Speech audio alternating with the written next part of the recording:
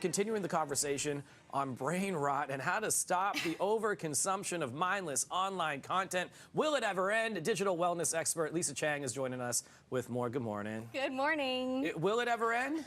Well, first I want to ask you, how's your rot? It's bad. Yeah. It goes in waves. I should say that. There's times where I'm just like, I throw the phone down and I don't look at it. But I'm probably like jumping on my laptop and doing something or maybe consuming some content that way. How's yours?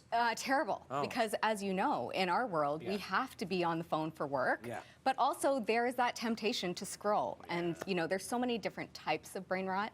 And that's what we're going to get into. And it's such an important conversation because I think it's so relatable for so many people of all ages, kids all the way up through to seniors. So true. So the first one is, I think, the most relatable. And that is the zombie scrolling. So have you ever picked up the phone and you're just going through, you know, hours of content and you're not really retaining anything? It's like literally turning you into a zombie. Can I be extremely honest? And it's not for me, but I think for a lot of people, that's what they do when they're on the toilet.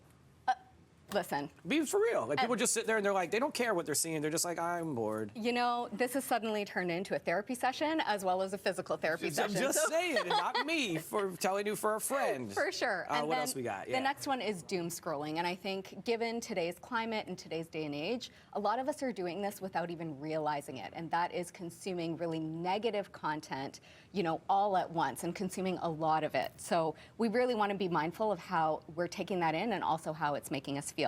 Next one is gaming overload. So if you're spending hours upon hours gaming and that's taking you away from the ability to be social, that's gaming overload. And the next one is notification addiction. And I have to say I'm guilty of this. I'm constantly reaching for the phone wondering, did somebody text me? Is there something that's going to pop up? And really, it's just taking me away from focus.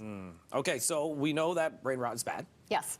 But what is the biggest problem or concern with all of this? Overstimulation, and I think a lot of us are feeling this. It's taking our focus away, it's taking away our ability to retain information once again, and think critically, which in today's day and age, when it comes to just overall digital intelligence, that's super, super important. Critical thinking is huge. Okay, so what are the solutions? Okay, so biggest thing, and that's what I want to focus on here. First and foremost, have you ever set screen time limits for yourself? No, isn't that something you do for your children? It is, and that's what we were just talking about. So I've done that, you know, a number of times for my son, but I've never actually done it for myself. And you did it. I've been testing this out, and it's brilliant. And so what I'm going to suggest everybody do is go into their settings, go into screen time. First off, look at how much screen time you're actually consuming. You just saw my stats right there. That's 6 hours a day. A day. Okay, so what you're going to do is you're going to go into your screen time and you're going to set, maybe you want to set a different limit for an app, or, you know, you just want to take yourself off at a certain time. That's where you're going to, you know, really get familiar with your settings, and I really, really recommend that we all do this. Okay, so you did this, and how has it felt? Amazing. Yeah? It just slows things down for you and really pushes you to think outside the box in terms of, you know, hobby building, getting creative with your hands.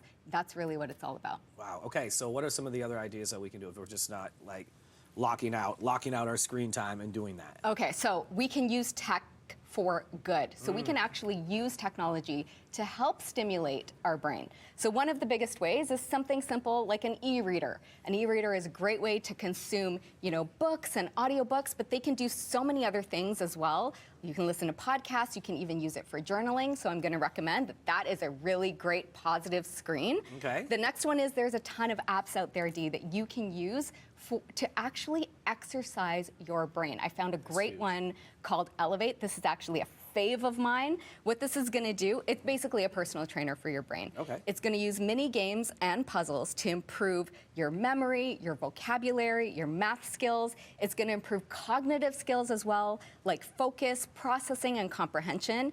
And it's going to improve your mental sharpness and competency. What I love about it is that it's personalized. So it's going to adapt to the answers that you give it and make it a little bit more challenging as you go. So you can totally get lost in this app. And once again, you know, it's like flexing a muscle, right? You want to make your brain stronger. It's a good app to get lost into. For sure. Yeah. The next one is movement. So we talked about exercise for the brain, but exercise for your body. It has been proven time and time again that physical movement can improve flow to the brain, which will help you think clearly and stay more energized. Apple Fitness Plus is a fantastic app that you can use at home, but you also have a ton of free apps at home that you can work out or just stretch for short periods of time.